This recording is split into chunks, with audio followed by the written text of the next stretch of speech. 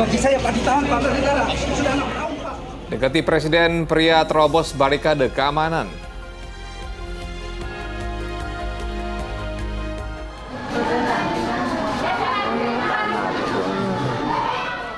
Gempa guncang Lombok Utara, warga dan pasien rumah sakit berhamburan selamatkan diri.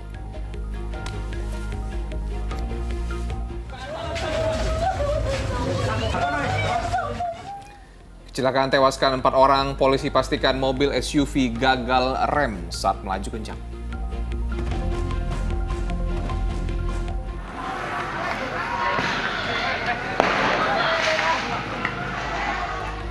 Tawuran kelompok remaja di sejumlah daerah semakin brutal.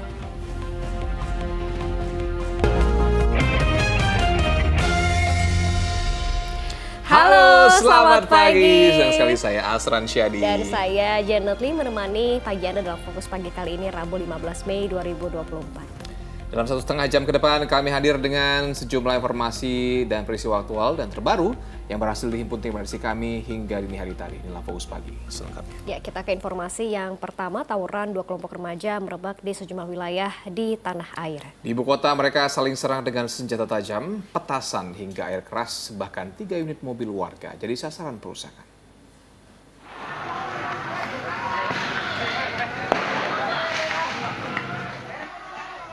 Kedua pihak saling serang di kawasan Palmerah, Jakarta Barat. Mereka menggunakan senjata tajam, petasan, batu hingga air keras. Selain sejumlah rumah warga jadi korban penyiraman air keras, 3 unit mobil warga yang terparkir jadi sasaran perusakan. Di sana lagi pada nongkrong itu disiram air keras, ternyata itu emang air keras. Dan airnya air apa? Ternyata air keras, banyak yang kena. Berapa korbannya, Pak? Ya mungkin kurang lebih 5.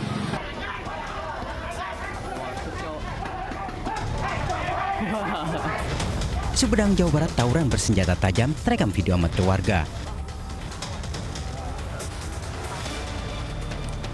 Polisi berhasil mengamankan mereka dan mempertemukannya dengan para orang tua.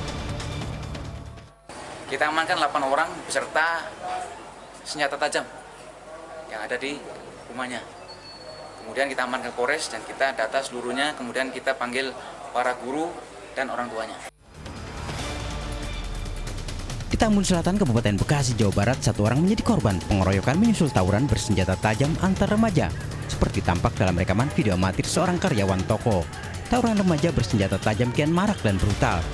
Ulah mereka meresahkan masyarakat sebab selain menimbulkan ketakutan juga kerap menelan korban jiwa. Tim Liputan melaporkan. Tidak hanya mengganggu ketentraman, perkelahian antar remaja juga kerap memakan korban. Seorang remaja di Grobogan, Jawa Tengah mengalami koma akibat tindak pengeroyokan. Sementara di Cirebon, Jawa Barat, seorang pelajar luka parah akibat terkena sabetan senjata tajam.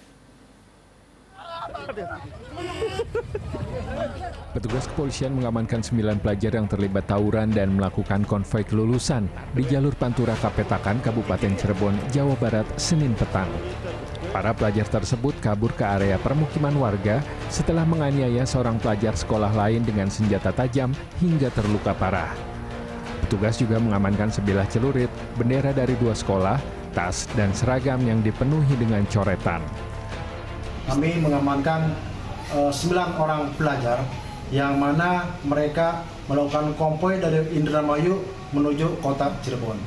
Namun pada saat salah satu sekolah konvoi kurang lebih 50 orang, tiba-tiba di Kapetakan dihadang kurang lebih 20 orang sekolah lawannya dan terjadi keributan. Sementara di Grobogan, Jawa Tengah, seorang remaja berusia 16 tahun baru sadar setelah 2 minggu menjalani perawatan intensif di Rumah Sakit Yakum Purwodadi. Meski telah siuman, pemuda itu masih mengalami trauma pasca dikeroyok sekelompok pemuda tidak dikenal saat menikmati kopi bersama 3 temannya di kawasan Ngelejok, Purwodadi pada 4 Mei lalu.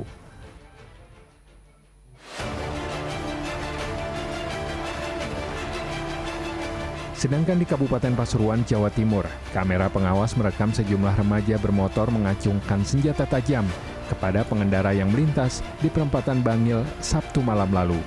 Pada Senin malam, warga yang geram berhasil menangkap keempat remaja pembuat onar tersebut di kawasan alun-alun Bangil. Oh, sini perapatan lagi apa? Iya, di perapatan. Oke, perapatan. Walah, iki deh. Para remaja tersebut sempat jadi bulan-bulanan warga sebelum diamankan petugas ke kantor Polres Pasuruan. Tim Liputan melaporkan.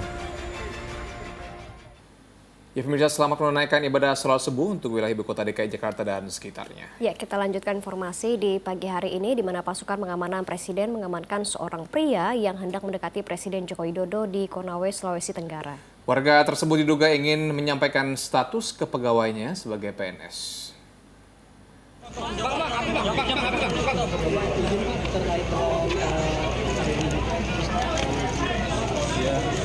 Kembali saya bagi saya Pak ditahan Pak Negara sudah 6 tahun Pak. Dan aksi yang dilakukan Pas Pampres saat mengamankan seorang pria yang mencoba mendekati Presiden Joko Widodo yang sedang memberikan keterangan kepada wartawan usai meninjau rumah sakit di Kabupaten Konawe, Sulawesi Tenggara.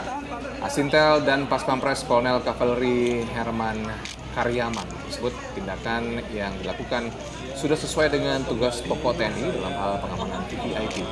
Laki tersebut diduga seorang ASN yang ingin menyampaikan masalah kepegawaiannya di Kabupaten Konawe.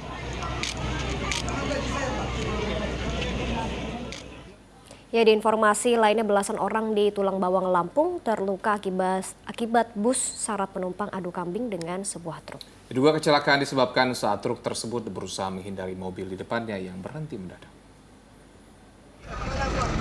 Ya Allah Tuhan, radu bedare, Dewa. Saya duduk melihat dia.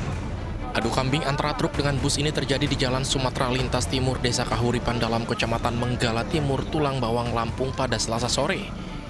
Kerasnya benturan membuat kedua kendaraan ringsek. Insiden ini terjadi saat truk yang sedang melaju dari arah Sumatera Selatan ke Lampung Tengah diduga disalip oleh mobil pickup yang kemudian berhenti mendadak. Sopir truk yang berusaha menghindari pickup tersebut kemudian banting setir ke arah kanan. Naas pada saat bersamaan datang bus dari arah berlawanan hingga tabrakan pun tidak terhindarkan. Akibat kecelakaan ini sebanyak 11 orang terluka, 8 diantaranya merupakan sopir serta penumpang bus. Yang mengakibatkan 11 orang luka-luka, 2 diantaranya diduga patah kaki dan 9 orang lainnya luka ringan. Saat ini ke-11 korban sudah dilakukan perawatan di Rumah Sakit Mutiara. Kecelakaan yang terjadi juga sempat menyebabkan arus lalu lintas di lokasi mengalami kemacetan panjang. Kepadatan dapat terurai setelah truk dan bus yang terlibat kecelakaan dievakuasi ke bahu jalan. Ari Susanto melaporkan dari Tulang Bawang, Lampung. Sebuah mobil SUV yang dikendarai rombongan keluarga di Kabupaten Malang, Jawa Timur masuk jurang. Akibat kecelakaan itu 4 orang meninggal dunia dan sejumlah orang lainnya luka-luka.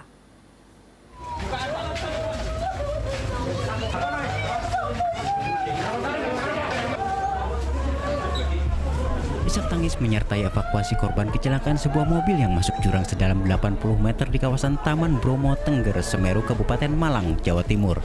Akibat kejadian ini 4 orang meninggal dunia dan yang lainnya luka-luka. Korban luka masih menjalani perawatan di rumah sakit. Pastikan penyebab kecelakaan Senin malam itu polisi olah TKP pada Selasa siang dan pihaknya memastikan kendaraan gagal rem saat melaju dengan kecepatan tinggi. Diduga bahwa pengemudi mengemudikan kendaraan dari arah timur ke barat ini dengan kecepatan lumayan tinggi gitu, sehingga pada saat menjelang terjadinya benturan dengan pembatas jalan ini tidak dapat menguasai kendaraan. Sementara suasana duka menyelimuti pemakaman jenazah 2 korban kecelakaan mobil masuk jurang. Di antaranya keluarga mengebumikan jasad ibu dan anak secara berdampingan. Nur Ramadan melaporkan dari Kabupaten Malang, Jawa Timur. Pemerintah Kota Depok perketat izin kegiatan wisata hingga perpisahan pelajar menyusul kecelakaan bus yang tewaskan belasan siswa SMK di Subang, Jawa Barat. Sementara sebanyak 12 korban luka akibat kecelakaan itu masih terbaring lemah dalam perawatan pihak rumah sakit. Belasan korban luka akibat kecelakaan bus wisata di Subang, Jawa Barat ini masih terbaring lemah di ruang perawatan Rumah Sakit Bayangkara Brimob, Kelapa II, Depok, Jawa Barat. tim medis kini tengah memberikan trauma healing kepada korban agar mereka bisa mengatasi trauma pada pikiran yang membekas saat kecelakaan.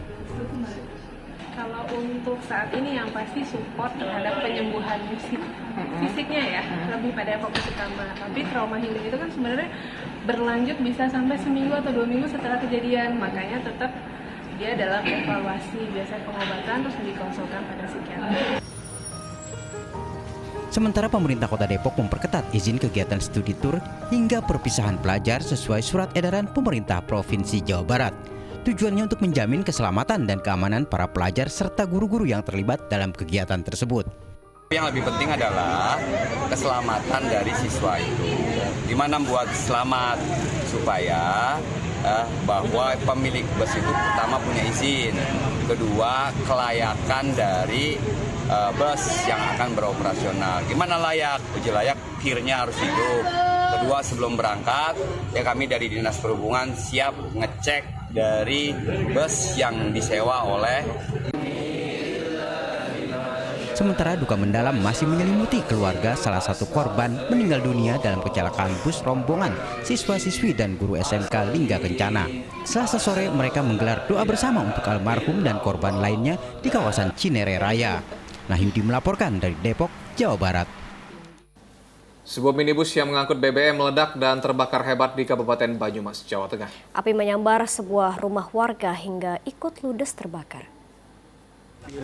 Menyala sehingga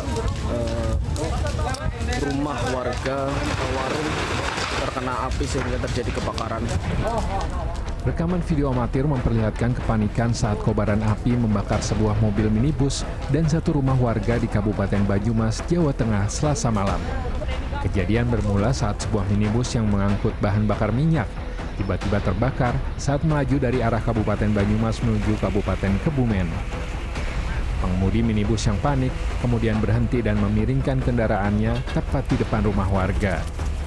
Naas, api cepat membesar dan membakar puluhan jerigen BBM yang ada di atas kendaraan hingga meledak dan menyambar ke rumah tersebut.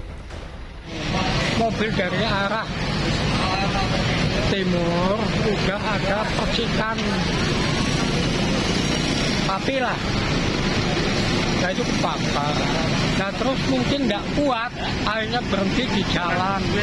Akhirnya mobil itu meledak. Ternyata bawa bensin 10 jerigen.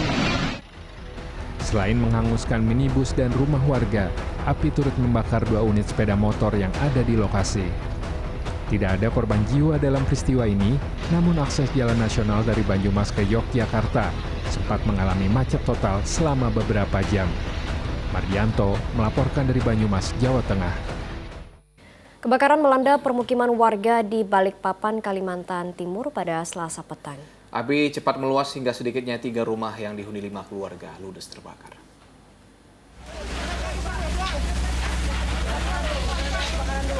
Kobaran api tiba-tiba muncul dari salah satu rumah lalu dengan cepat membesar Selasa siang. Material bangunan yang rata-rata terbuat dari kayu membuat api cepat merembet ke rumah lainnya di RT 10 Kelurahan Sepinggan Raya, Balikpapan Selatan, Balikpapan.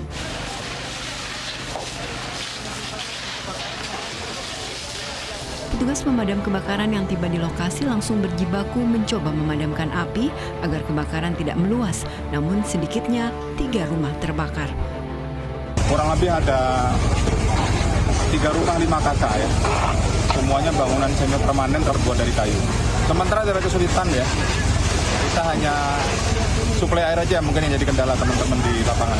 Terjadi kebakaran ini penghuninya tidak ada, cuma 1 rumah aja yang ada penghuninya. Dan itu sudah menyelamatkan diri termasuk barang-barang segala macam, barang-barang berharga sudah kita selamatin. Hingga Selasa malam, penyebab pasti kebakaran masih diselidiki. Meski tidak ada korban jiwa maupun luka, namun kerugian akibat kebakaran ditaksir mencapai puluhan juta rupiah. Amir Hamzah melaporkan dari Balikpapan, Kalimantan Timur.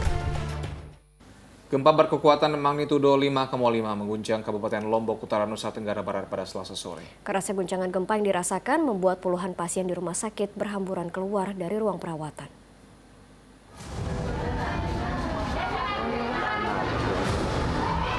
Inilah suasana kepanikan pasien Rumah Sakit Umum Daerah Tripat Lombok Barat yang berhamburan keluar ruangan usai gempa berkekuatan magnitudo 5,5 mengguncang Lombok Utara pada Selasa sore.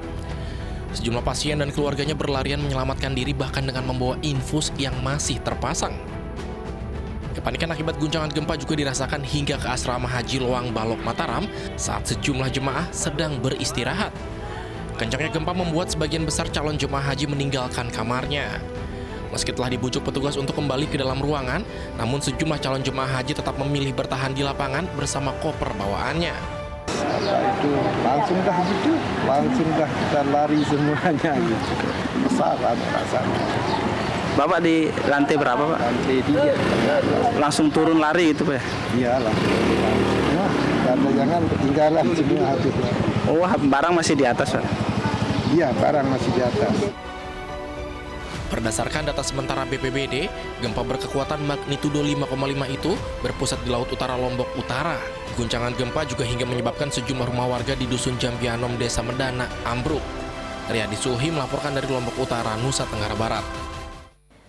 Di peristiwa lainnya, puluhan bangunan di Kabupaten Karimun, Kepulauan Riau porak-poranda diterjang angin puting beliung pada hari Selasa. Gulungan angin yang tiba-tiba datang tersebut juga mengakibatkan seorang kakek terluka saat mencoba menyelamatkan cucunya.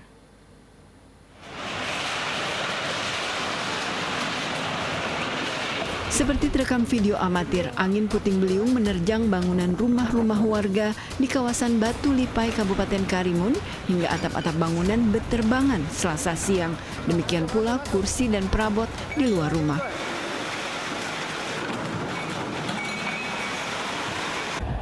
Menurut warga, angin puting beliung tiba-tiba datang tanpa didahului turunnya hujan. Sekitar jam 11.40 gitu lah. Nah, lebih kurang gitu, tiba-tiba angin turun, habis semua disapu ya. Angin dari mana? Pertama dari atas, turun ke bawah, langsung habis semua. Itu baru hujan. Lebih dari 30 unit rumah mengalami kerusakan, terutama pada bagian atap. Dilaporkan satu orang, sampai saat ini dilaporkan satu orang dalam keadaan terluka, saat ini dibawa ke Rumah Sakit Umum Daerah Karimun karena terluka di kepala saat berusaha melindungi cucunya.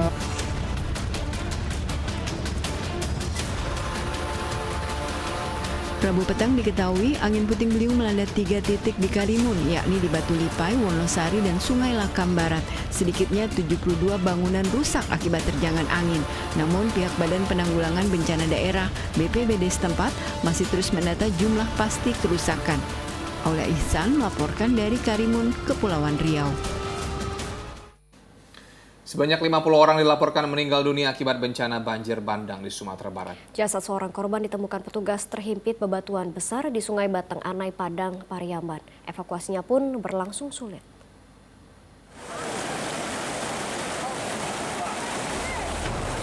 Sejumlah petugas gabungan mengevakuasi korban banjir bandang di Sungai Batang Anai, Kabupaten Padang, Pariaman, Selasa siang. Evakuasi berlangsung sulit lantaran jasadnya terhimpit bebatuan besar. Korban berjenis kelamin pria itu tewas akibat terjangan banjir bandang di Kabupaten Agam hingga terbawa arus sampai ke Padang Pariaman. Mengarungi derasnya arus sungai, tim SAR harus berhati-hati membawa jenazah korban. Petugas kemudian menyusuri tebing terjal sejauh 3 km menuju ke ambulans. Arusnya deras, terus ada tebing-tebing yang saling membahayakan. Terus kedua, mayat dijepit 2 batu besar. Alhamdulillah berkat bantuan masyarakat di sekitarnya ini, aparat TNI dan Polri bersama tim, mayat dapat dievakuasi. Upaya pencarian korban terus dilakukan selama sepekan. Berdasarkan data yang masuk di Posko Kayu Tanam, sebanyak 21 korban banjir bandang belum ditemukan. Sementara itu menyusul banyaknya korban banjir bandang, Rumah Sakit Umum Pusat M. Jamil Padang, Sumatera Barat meningkatkan kesiagaan menerima pasien rujukan dari rumah sakit daerah. Hingga Selasa siang, rumah sakit ini telah menerima 7 pasien rujukan korban banjir bandang. 2 diantaranya dalam kondisi meninggal dunia, sementara 3 pasien lainnya masih menjalani perawatan di ruang rawat inap. Mengantisipasi lonjakan pasien, RSM Jamil membentuk tim kesiapsiagaan bencana dengan meningkatkan tenaga medis dan fasilitas pendukung. Tim Liputan melaporkan. Hujan deras yang turun selama beberapa jam mengakibatkan permukiman warga di Samarinda, Kalimantan Timur terendam. Banjir juga merendam ratusan rumah di Kabupaten Musirawas Utara, Sumatera Selatan. Ratusan rumah di Desa Sri Pengantin dan Pasenan, Kecamatan Ulu Terawas, Kabupaten Musirawas, kembali terendam banjir hingga setinggi 1,5 meter. Warga terpaksa mengungsikan perabot dan harta benda ke tempat aman. Banjir juga membuat warga kesulitan mendapatkan air bersih karena sumur-sumur warga ikut terendam. Jam 4 pagi, jam 3. Itu penyebabnya apa? Sungai apa? Sungai Bal, meluap Sungai Bal, Tinggiari, Tatang. Di Merauke, Papua Selatan, ratusan rumah di 3 kampung di distrik Kurik terendam banjir hingga setinggi lebih dari 1 meter. Di kampung Telagasari misalnya, rumah-rumah telah ditinggal penghuninya mengungsi karena banjir telah 4 hari melanda. Selain kampung Telagasari, banjir juga merendam kampung Sumber Rezeki dan Kurik 6. Petugas TNI dan Polri dibantu BPBD setempat terus membantu mengevakuasi warga korban banjir. Di Samarinda, Kalimantan Timur, banjir merendam ratusan rumah di Gang Setia, Sungai Pinang setelah hujan deras turun Selasa petang. Sejumlah warga berupaya menguras air dari dalam rumah menggunakan mesin pompa. Warga menyebut banjir kerap terjadi setiap hujan deras turun. Warga mendesak pihak Pemkot segera mengatasi banjir. Ratusan warga mendobrak pagar pengadilan negeri Tebing Tinggi di kota Tebing Tinggi, Sumatera Utara. Diduga mereka tidak puas atas vonis bebas terhadap salah satu terdakwa kasus narkoba.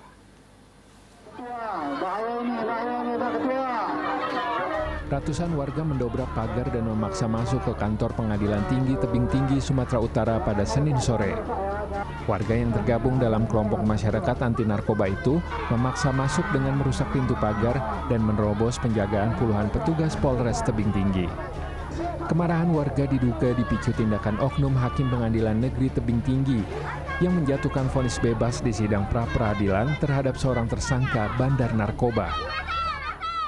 Kita minta peninjauan kembali nih atas putusan peradilan yang apa itu yang dilakukan oleh Hakim Tunggal, ya kan? Tapi itu tadi dengan penjelasan dia sangat normatif sekali, ya kan?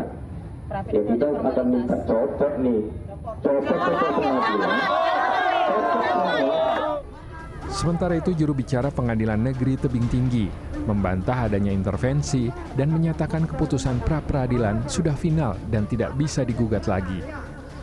Bahwa mengenai upaya hukum daripada putusan pra-peradilan tersebut telah diatur di dalam KUHP dan juga telah diatur ketentuannya di dalam Perma nomor 4 tahun 2016 tentang bahwasanya tidak dapat dilakukan upaya hukum peninjauan kembali terhadap putusan pra-peradilan. Usai perwakilan pengunjuk rasa diterima Ketua Pengadilan Negeri Tebing Tinggi, warga kemudian membubarkan diri, namun berjanji akan kembali melakukan unjuk rasa dengan massa yang lebih besar. Muhammad Hamdani melaporkan dari Tebing Tinggi, Sumatera Utara. Kesal tidak mendapat pertolongan saat barangnya jatuh, 2 pemuda menyerang sekelompok orang yang tengah duduk di salah satu kafe di kawasan Percut Saitua, Deli Serdang, Sumatera Utara. Polisi yang tangani kasusnya langsung mengamankan 1 orang sementara rekannya masih buron. Keributan di sebuah kafe di kawasan Percut Saitua, Deli Serdang, Sumatera Utara ini tampak dalam rekaman kamera pengawas atau CCTV. Kedua pemuda menyerang sekelompok orang yang tengah berkumpul di tempat tersebut. Atas laporan pemilik kafe, polisi kemudian mengamankan 1 orang untuk dimintai pertanggungjawaban. Kesal tidak mendapat pertolongan saat barangnya jatuh membuat tersangka nekat melampiaskan amarah dan menyerang orang lain. Hingga kini polisi masih memburu rekan tersangka.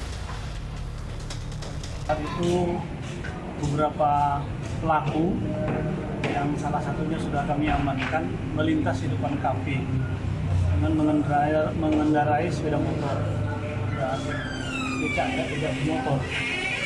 Kemudian ada barang pelaku itu jatuh persis di depan pengunjung kafe yang sedang duduk.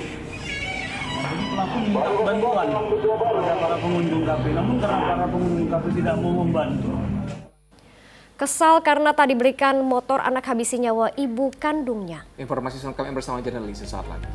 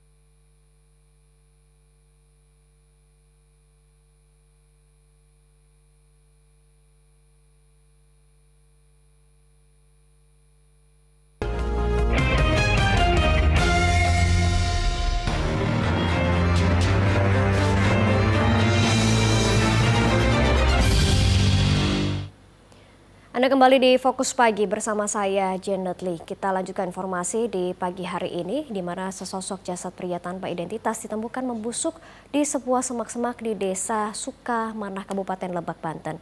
Hingga kini polisi masih menyelidiki penyebab kematian korban.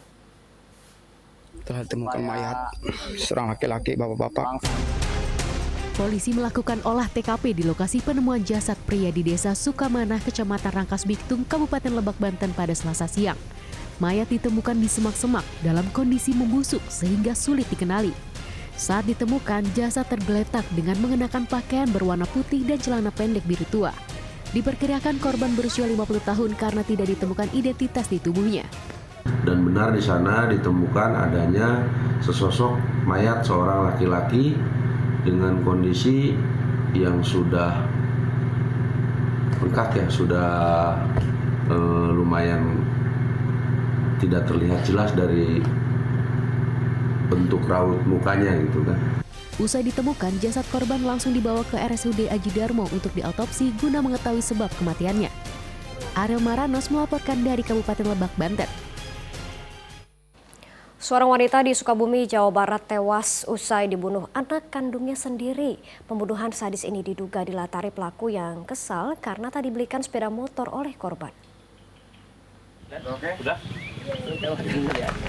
Warga Desa Sekarsari, Kecamatan Kalibunder, Kabupaten Sukabumi, Jawa Barat digegerkan dengan tewasnya wanita berusia 45 tahun di rumahnya. Pembunuhan terjadi pada Senin sore, namun baru diketahui warga pada Selasa pagi. Mirisnya, pelaku pembunuhan adalah anak kandung korban yang bernama Rahmat. Pria berusia 25 tahun itu tega membunuh ibunya menggunakan kartu tanah hanya gara-gara tak dibelikan sepeda motor. Korban pun tewas bersimbah darah. Tadi pagi saya kedatangan sama pembunuhnya ke rumah sekitar jam 4 pagi. Dia bawa uang ke saya, bilangnya gini, "Ah, tolong bunuh saya udah membunuh ibu saya." Polisi langsung melakukan serangkaian penyelidikan dan telah mengamankan pelaku serta barang bukti kejahatan seperti kartu tanah serta pakaian milik korban. Kami telah melakukan olah TKP dan mengamankan satu buah barang bukti, satu buah garpu tanah, dan juga mayat kami bawa ke rumah sakit RSUD Samsudin untuk dilakukan otopsi. Hingga kini pelaku masih diperiksa secara intensif oleh polisi guna mengetahui motif pembunuhan keji ini. Asep Didi melaporkan dari Sukabumi, Jawa Barat.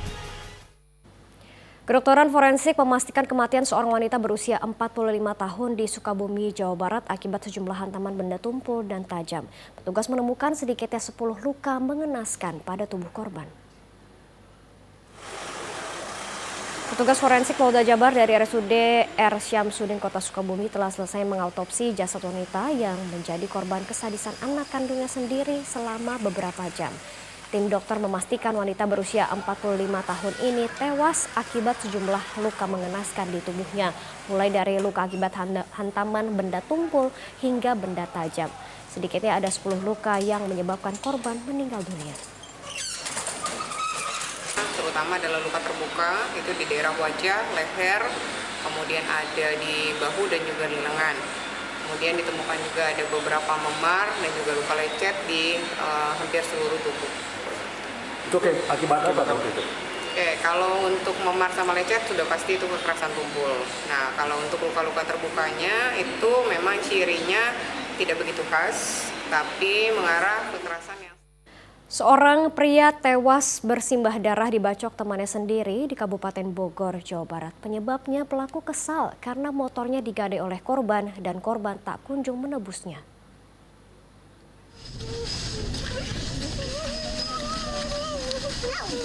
Isak tangis keluarga pecah saat mengantar jenazah Darmawan ke tempat peristirahatan terakhirnya di tempat pemakaman umum Desa Telajung Udik, Kecamatan Gunung Putri, Kabupaten Bogor, Jawa Barat pada Selasa siang.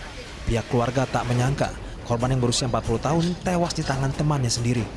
Korban tewas bersimbah darah usai dibacok beberapa kali oleh pelaku menggunakan golok di depan sebuah ruko di Kecamatan Gunung Putri, Kabupaten Bogor pada Selasa dini hari. Penyebabnya, pelaku kesal karena motornya digadai oleh korban dan korban tak kunjung menebusnya.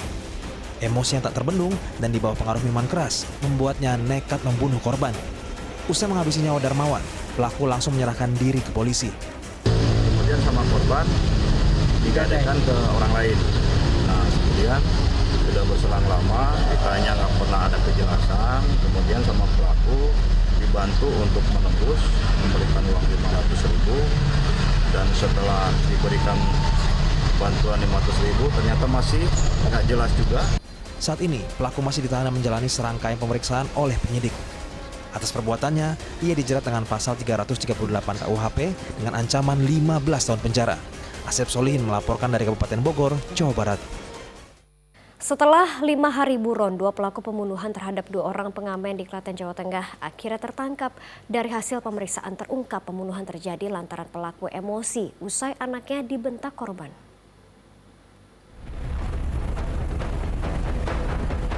Dua pria ini tak berkutik saat ditangkap polisi di Banyuwangi, Jawa Timur. Keduanya merupakan pelaku pembunuhan terhadap 2 pengamen di Klaten, Jawa Tengah. Pelaku dan korban sudah saling kenal karena teman sesama pengamen di perempatan Prambanan. Dari hasil pemeriksaan terungkap, pembunuhan terjadi di sebuah kamar indekos setelah pelaku emosi karena anaknya dibentak oleh korban. Perkelahian antara keempat pria itu pun tak terhindarkan. Akibatnya, 2 orang tewas. Ini sakit hati karena tadi anaknya juga mungkin dibentak oleh korban ya.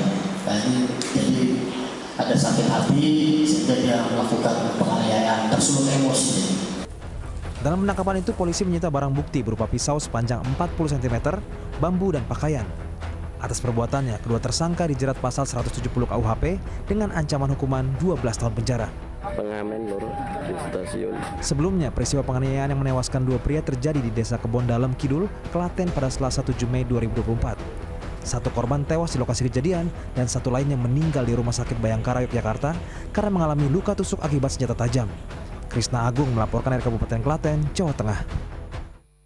Pemilik toko kelontong yang jasadnya ditemukan terbungkus kain sarung di Pamulang, Tangerang Selatan, Banten, rupanya dibunuh oleh sang keponakan. Motifnya lantaran tersangka sakit hati kerap disuruh melayani pembeli.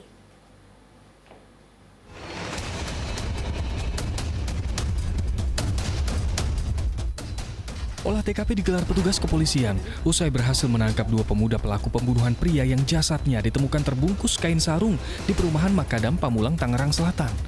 Kepada petugas, tersangka menunjukkan tempat korban dieksekusi serta lokasi menyimpan sebilah golok yang digunakan menghabisi nyawa pamannya itu. Bukti CCTV merekam 2 pemuda sibuk mengangkat karung yang diduga berisi mayat korban untuk segera dibuang menggunakan motor. Kini terungkap sudah, pembunuhan pria 32 tahun pemilik toko kelontong dilatari motif sakit hati sang keponakan, tersangka berinisial FA yang juga bekerja di toko tersebut.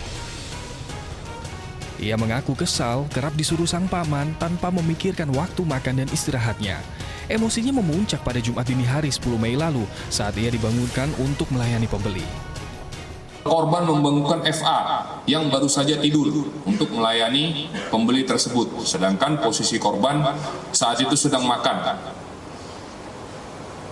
Emosi FA saat itu memuncak karena kurang tidur, kurang istirahat, kemudian belum makan. Karena tiba-tiba FA mengambil golok yang telah disimpan pada tumpukan tabung gas 3 kg dan membacok korban sebanyak 4 kali. Jasad korban lalu ditemukan tergeletak di Jalan Haji Saleh 1 Pamulang, Tangerang Selatan oleh petugas kebersihan yang curiga melihat bungkusan kain berwarna biru. Terdapat sejumlah luka bacok termasuk pada bagian leher korban. Pembunuhan juga dipicu provokasi tersangka kedua berinisial N yang merupakan pedagang soto. N menyarankan FA membunuh korban dengan golok milik pedagang es kelapa. Tindak kriminal 2 pemuda itu kini membawa mereka dalam jeratan pasal berlapis dan terancam penjara seumur hidup. Muhammad Subadri Arifki melaporkan dari Jakarta.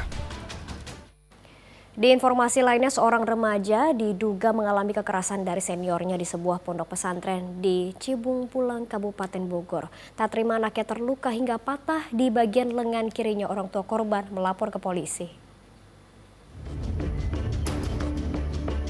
RS bersama orang tuanya mendatangi Mapolsek Cibung Pulang, Bogor karena diduga menjadi korban penganiayaan para seniornya di sebuah pondok pesantren. Remaja kelas 10 SMA asal Cipayung, Jakarta ini mengaku patah tulang di bagian lengan kirinya serta memar pada bagian wajahnya. Menurut sang ibunda, dirinya panik setelah mendapat laporan putranya dilarikan ke rumah sakit dalam keadaan pingsan. Penganiayaan diduga dilakukan seniornya yang berjumlah 6 orang karena menuduh korban mengonsumsi obat terlarang. Di rumah sakit, saya dapat telepon, mas saya masuk rumah sakit. Rumah sakit, itu yang telepon pihak pesantren? Pihak pesantren Rubinya. Oh, terus kondisi anak ibu pada saat di pesantren udah pingsan. Itu apa katanya Bu? Alasan pihak sekolah, pihak pesantren? Kaget aja ya, kenapa bisa pingsan. Mendapat laporan dari orang tua korban, Kapolsek Cibung Bulang, Kabupaten Bogor mengatakan segera melakukan penyelidikan. Laporan itu sudah kita tindaklanjuti, kita baru mengundang untuk klarifikasi terhadap 2 korban ini. Salah satunya karena kemarin kondisinya mungkin kurang baik, belum bisa. Mungkin baru hari ini kita akan bisa mendapatkan keterangan dari salah satu korban yang akan diwawancarai hari ini. Polisi telah memanggil sejumlah saksi serta pihak sekolah dan orang tua korban ke Polsek untuk dimintai keterangan. Asep Solihin melaporkan dari Kabupaten Bogor, Jawa Barat. Polisi tangkap kawanan pencuri motor bersenjata tajam dalam operasi penggerebekan. Informasinya sesaat lagi bersama Asran Syadi dalam Fokus Pagi.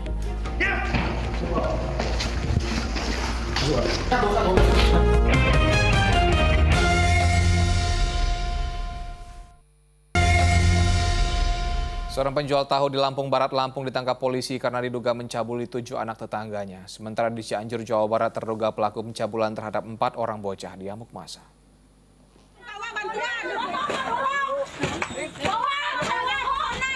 Inilah rekaman video amatir saat warga di Kampung Sayung, Kabupaten Cianjur, Jawa Barat, berusaha menangkap terduga pelaku pencabulan terhadap anak di bawah umur. Rumah hingga sepeda motor terduga pelaku pun turut dirusak warga.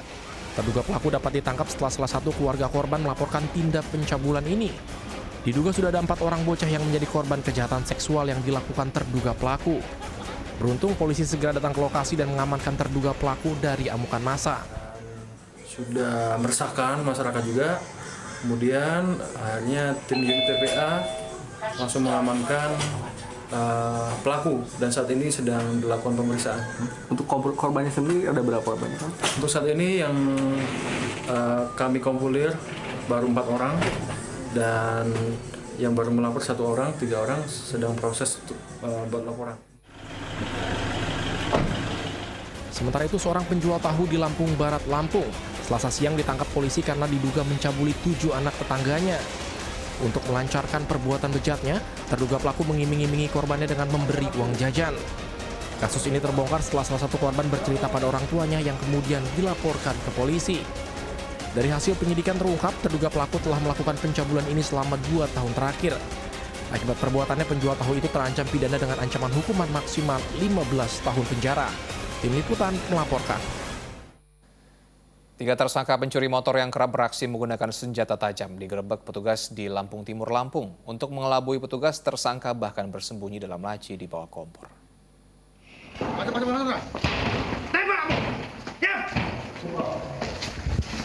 Sebuah rumah sewa di Desa Gunung Pasir, Kecamatan Sekampung Udik, Lampung Timur, Lampung, digerebek polisi pada Selasa dini hari. Dari mana, weh? Dari mana? Nggak ada jalan, Bang. Para petugas berhati-hati dalam menangkap tersangka curanmor yang diduga memiliki senjata api.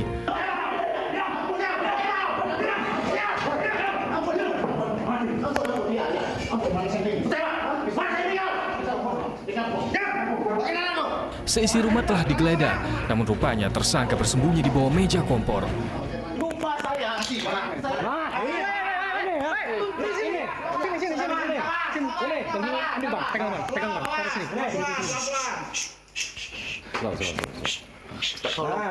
Tak hanya itu, polisi juga menemukan sepucuk senjata api lengkap dengan peluru yang digunakan saat mencuri motor. Dalam pengembangannya, polisi lalu menangkap 2 tersangka lain, yakni di Desa Gunung Sugi Besar dan Desa Merandung, Kecamatan Sekampung Udik. Kawanan ini telah beraksi di 11 TKP di Bandar Lampung. Dari hasil penyidikan, mereka residivis pelaku pencurian kendaraan roda 2 yang sering beroperasi di Kota Bandar Lampung, dan dari hasil pendalaman setiap TKP dan LP sudah teridentifikasi 11 TKP dan laporan polisi terkait dengan pencurian kendaraan bermotor. Lantaran melawan saat diminta menunjukkan motor hasil curian, 2 dari 3 tersangka terpaksa dihadiahi timah panas oleh petugas. Polisi kini juga masih memburu sang penada hasil kejahatan komplotan ini. Aris Susanto melaporkan dari Lampung Timur, Lampung. Seorang siswa SMP di Kota Bekasi, Jawa Barat menjadi korban pembegalan hingga alami luka bacokan senjata tajam. Sementara di Kabupaten Tanjung Jabung Barat, Jambi, dengan alasan bela diri, polisi bebaskan seorang pemuda yang habisi nyawa begal.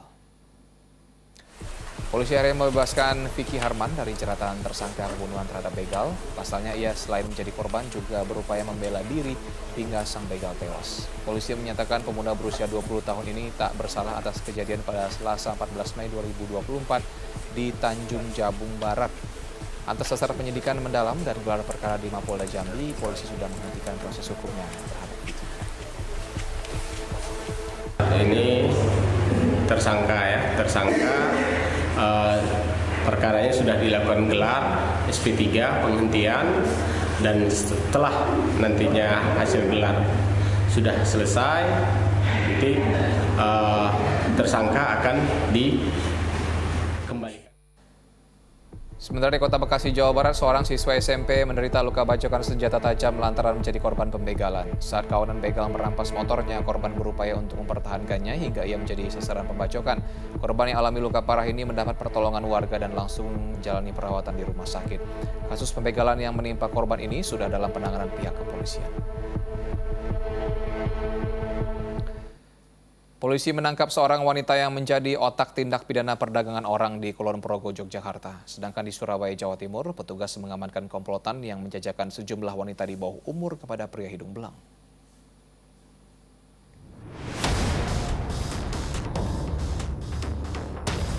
Petugas menggerbek 7 orang terduga pelaku tindak pidana perdagangan orang atau TPPO di apartemen Balai Hinggil, Surabaya Timur, Jawa Timur.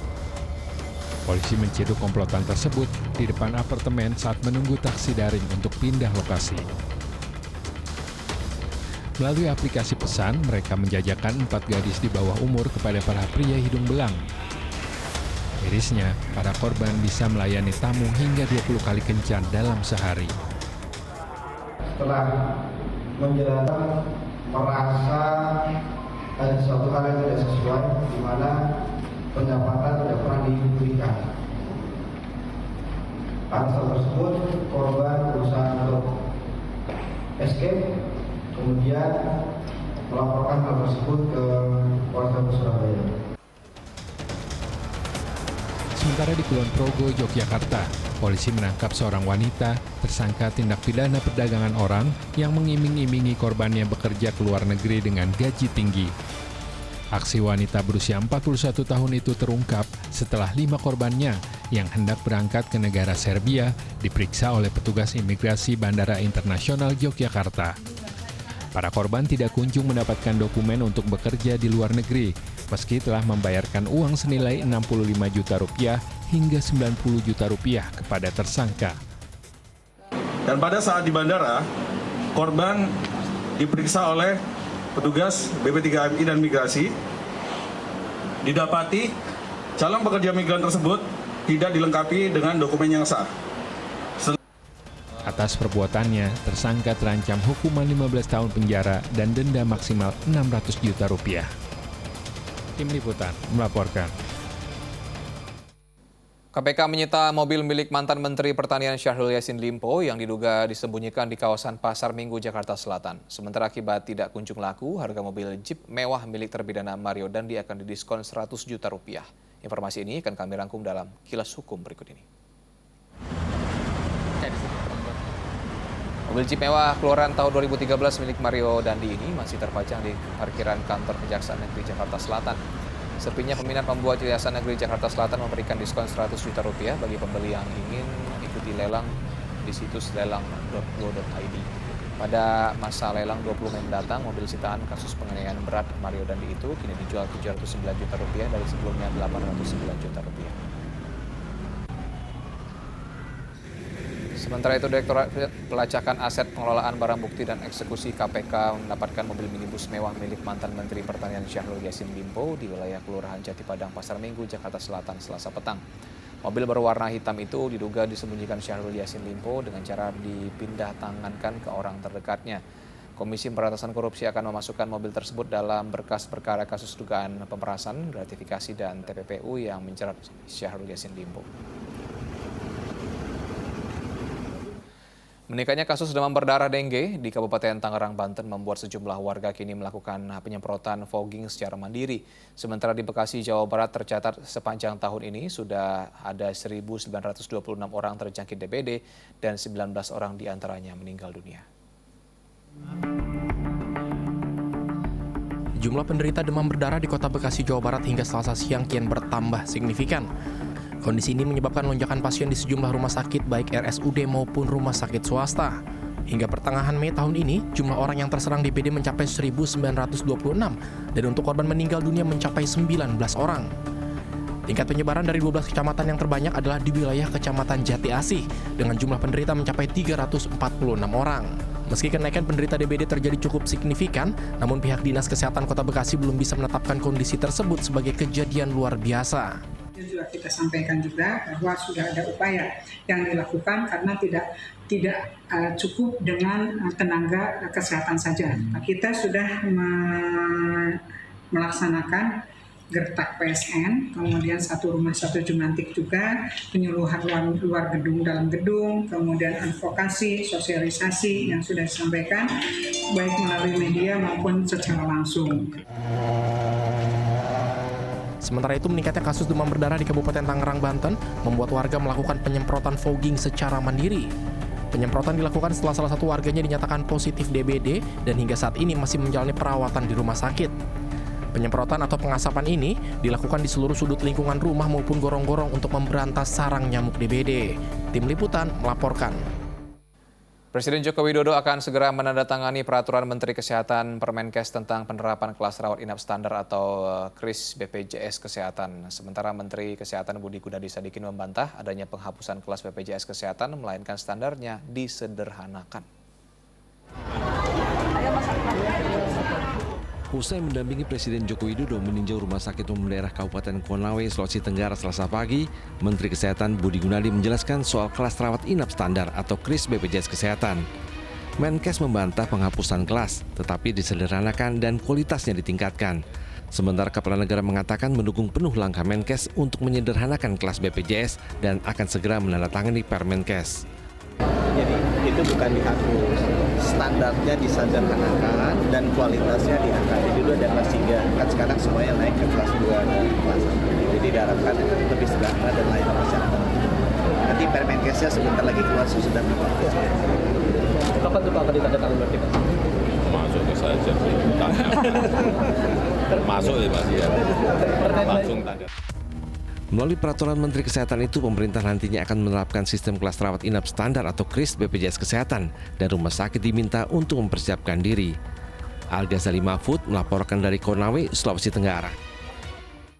Aksi saling dorong mewarnai unjuk rasa mahasiswa yang menolak perubahan atau revisi RUU Penyiaran di Bogor, Jawa Barat. Dewan Pers menolak draft revisi RUU Penyiaran yang sedang digodok Badan Legislasi DPR RI.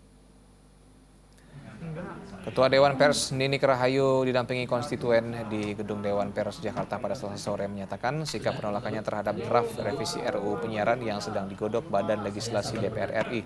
Ninik menjelaskan ada dua konteks yang menyebabkan Dewan Pers menolak draft tersebut. Pertama, konteks politik dan hukum, pelarangan investigasi hingga soal sengketa jurnalistik. Ada pasal yang memberikan larangan pada media investigatif. Ini sangat bertentangan dengan mandat yang ada di dalam Undang-Undang 40 pasal 4. Ya, karena kita sebetulnya dengan Undang-Undang 40 tidak lagi mengenal penyensoran, pemberedelan, dan pelarangan penyiaran terhadap karya jurnalistik berkualitas. Nah, penyiaran media investigatif itu adalah satu modalitas kuat dalam karya jurnalistik.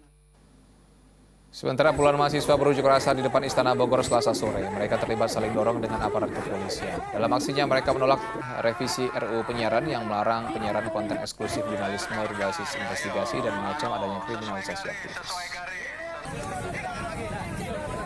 Pemirsa, ribuan orang antar keberangkatan calon jemaah haji. Informasi selengkapnya sejenak pariwara.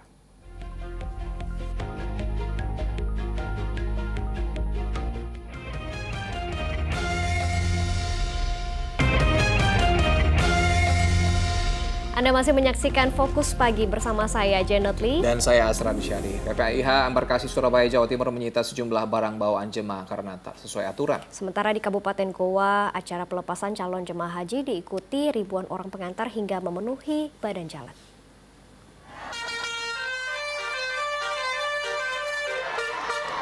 Ribuan orang melepas keberangkatan ratusan calon jemaah haji dari gedung Haji Bate di Jalan Temanurung, Sumba Opu, Kabupaten Goa, Selasa siang. Mereka rela berpanas-panas menunggu di tepi jalan sejak pagi hingga 15 bus yang mengangkut calon jemaah haji berangkat menuju Makassar.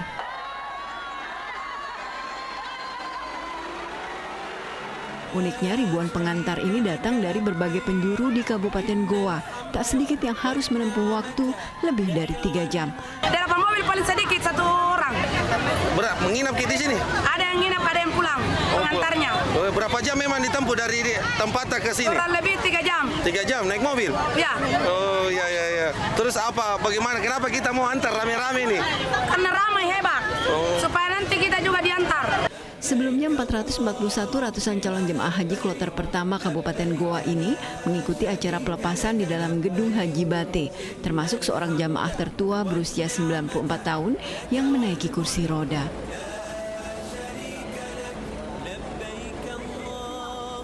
Rencananya mereka akan diberangkatkan dari embarkasi Makassar ke Tanah Suci hari Rabu ini. Di Surabaya, Jawa Timur, petugas BPIH Embarkasi Surabaya menyita sejumlah barang bawaan calon jemaah haji yang tidak sesuai aturan. Di antaranya senjata tajam, madu atau benda cair lebih dari 100 ml, serta rokok melebihi batas. Salah penempatan biasa jamaah kita, seperti kemarin penempatan benda-benda tajam seperti gunting, pisau, kemudian alat pemotong kuku, pemotong rambut itu ditaruh di tas tenteng atau di tas kabin. Nah itu sebenarnya boleh dibawa tetapi tidak boleh ditaruh di tas kabin. Barang sitaan tersebut akan diserahkan ke petugas daerah untuk nantinya bisa diambil kembali oleh para jemaah seusai menjalankan ibadah haji. Tim Liputan melaporkan. Jemaah Haji Indonesia gelombang pertama yang sudah tiba di Madinah hari Selasa secara bertahap mulai masuk beribadah dan ziarah ke makam Nabi Muhammad di Raudah Masjid Nabawi. Para jemaah mulai masuk ke Raudah mulai pukul 2 dini hari jelang waktu subuh. Inilah antrian jemaah haji Indonesia yang akan masuk secara perdana berziarah ke Raudah di Masjid Nabawi, Madinah, Arab Saudi. Sebelum masuk Raudah, jemaah dari kelompok terbang Surabaya dan Palembang ini berkumpul terlebih dahulu di serambi Masjid Nabawi dekat area pemakaman Baqi. Kini untuk dapat beribadah di Raudah, jemaah menggunakan tasreh atau surat izin resmi dari Kerajaan Arab Saudi dan tak perlu lagi mendaftar melalui aplikasi Nusuk. Sampai dengan hari ini sudah 18 kloter lebih yang sudah terproses. Nanti akan secara bertahap kloter-kloter tersebut akan kita proses tasrehnya di Nusuk, di Hajj, dan kita harapkan nanti sampai dengan proses jamaah haji sebelum ke Mekah, tasreh jamaah haji untuk masuk ke Raudah insya Allah bisa selesai dan seluruh jamaah haji yang berada di Madinah ini akan masuk ke Raudah. Raudah salah satu tempat yang paling dituju bagi jemaah yang menunaikan ibadah haji karena diyakini sebagai tempat mustajab untuk berdoa. Posisi Raudah berada di antara makam Nabi dengan mimbar Masjid Nabawi dengan panjang 22 meter dan lebar 15 meter. Nabi Muhammad meriwayatkan bahwa Raudah adalah taman surga. Sementara itu dilaporkan seorang jemaah haji Indonesia wafat di Madinah Al-Munawwaroh. Jemaah bernama Upan Supan Anas berusia 71 tahun asal Garut, Jawa Barat tutup usia saat menunaikan salat asar di Masjid Nabawi. Terkait jemaah yang wafat, petugas penyelenggara ibadah haji atau PPIH Arab Saudi telah menyiapkan program badal haji atau wakil haji. Pendataan jemaah paling telat tanggal 9 Zulhijjah dan tidak dipungut biaya. Pelaksanaan badal haji tidak dipungut biaya atau gratis. Pemerintah mengimbau agar jemaah tidak melakukan transaksi badal haji dengan pihak yang tidak bertanggung jawab.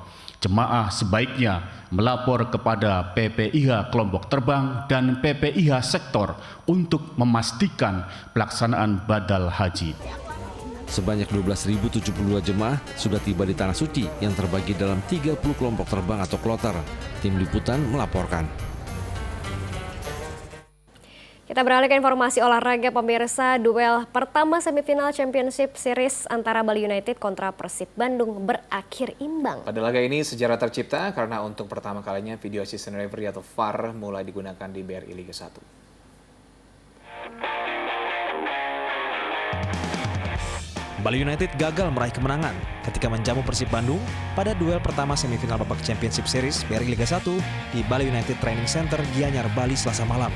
Pada menit 50, striker Persib David Da Silva dijatuhkan di kotak terlarang. Wasit memutuskan untuk melihat VAR yang baru pertama kali diterapkan di BRI Liga 1. Wasit pun menunjuk titik putih. Apes bagi tim tamu, David Da Silva gagal mengeksekusi penalti. Tuan rumah akhirnya bergembira setelah Jefferson Aziz mengoyak gawang Maung Bandung pada menit 82. Persib merespons melalui gol penyama kedudukan yang dicetak oleh David Da Silva saat injury time. Skor imbang 1-1 menutup partai sengit ini. Sebelumnya pada Selasa siang, mobil video assistant referee telah tiba di area Bali United Training Center. VAR digunakan untuk membantu wasit dalam mengawasi berbagai pelanggaran, posisi offside maupun keabsahan gol. Ini mobil VAR yang sudah dikirim dari Jakarta 2 hari lalu dan untuk persiapan di Liga 1 musim depan sebenarnya ada 12 mobil. Nah, khusus untuk musim ini digunakan di 8 pertandingan Championship Series yang sampai hari ini sudah dikirim di 3 kota, Bali, kemudian Madura, dan Batakkan untuk pertandingan Bungo FC. Seperti itu. Mulai musim depan, operator BRI Liga 1 PT Liga Indonesia Baru akan menggunakan VAR di setiap laga. Arianto Utapea melaporkan dari Gianyar, Bali. Laga semifinal Championship Series BRI Liga 1 lainnya juga akan menghadirkan duel sengit antara tuan rumah Madura United menjamu Borneo FC. Sayangnya pada laga nanti Madura United akan tampil tanpa didampingi pelatihnya Mauricio Souza yang memilih untuk tidak memperpanjang kontraknya. Kabar kurang baik menimpa Madura United yang akan berlaga menghadapi Borneo FC pada semifinal leg pertama Championship Series BRI Liga 1 yang akan berlangsung di Stadion Gelora Bangkalan, Jawa Timur pada Rabu malam. Pasalnya pada partai yang sangat penting ini, Laskar Sape Kerap justru dipastikan tampil tanpa pelatih kepala Mauricio Souza. Pelatih yang telah membawa Madura United masuk ke babak Championship Series memilih tidak memperpanjang kontraknya dengan Madura United karena ingin pulang ke negaranya. Namun meski tanpa pelatih, Madura United optimis akan mampu mengatasi Borneo FC di kandang sendiri. Di kubu seberang, Borneo FC akan berusaha semaksimal mungkin mencuri kemenangan tandang agar dapat mengawinkan gelar juara regular series dan Championship Series BRI Liga 1. Setelah sempat menurunkan beberapa pemain muda di sisa laga regular series, kini pelatih pesut Etam Pieter Hoekstra akan kembali menurunkan formasi terbaiknya. Skema 4-2-3-1 diprediksi akan diusung pesut Etam dengan mengandalkan Felipe Cadenazi sebagai ujung tombak dan ditopang Adam Alis serta Stefano Lillipali di barisan tengah. Salina Wali melaporkan dari Bangkalan, Jawa Timur. Dan pemirsa, laporan tadi menutup kebersamaan kita dalam Fokus Pagi. Saya Fokus Pagi jalankan untuk menyaksikan program Magic 5. Ya, mewakili tim redaksi dan kerabat kerja yang bertugas, saya Janet Lee. Dan saya Astra Siti pamit. Selamat pagi, selamat beraktivitas, dan sampai jumpa.